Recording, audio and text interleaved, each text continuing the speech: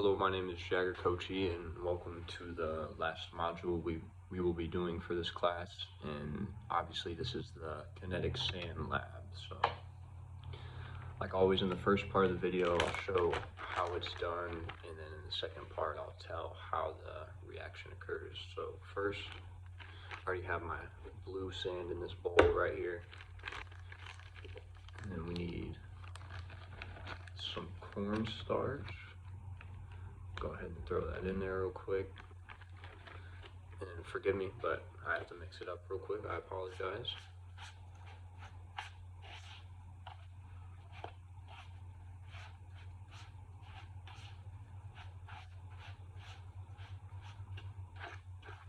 Might put a little too much cornstarch in there, but that's okay.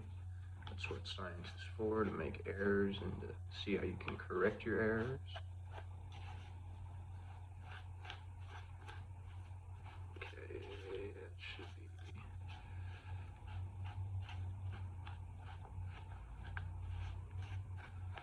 Should be good enough. Just a little more real quick. Again, I apologize.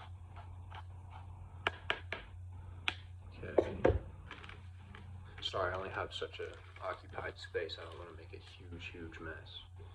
But now we have our dish soap and water. I already kind of have some sand in there, as you can see. So then it says not to pour all of it, so just pour some very lightly in there. Go ahead and grab this fork again and then mix this all up again.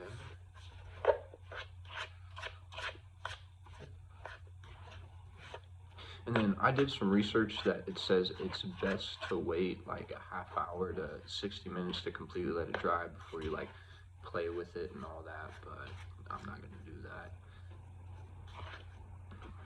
I don't mind getting my hands a little messy, a little dirty. So mix this all up. And as you can see, at least for me already, I'll show you here in a second, it's already starting to form just like little balls, and it's already starting to fully clump together. So mix it up a little bit more.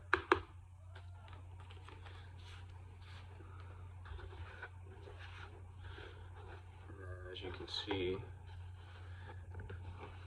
kind of form just like a little ball.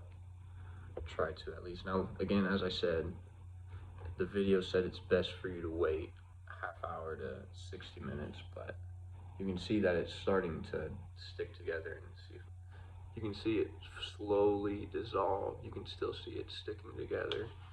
And then after it's fully dried, you can do a number of things with this. You can make different shapes, you could build castles, you could do whatever with this.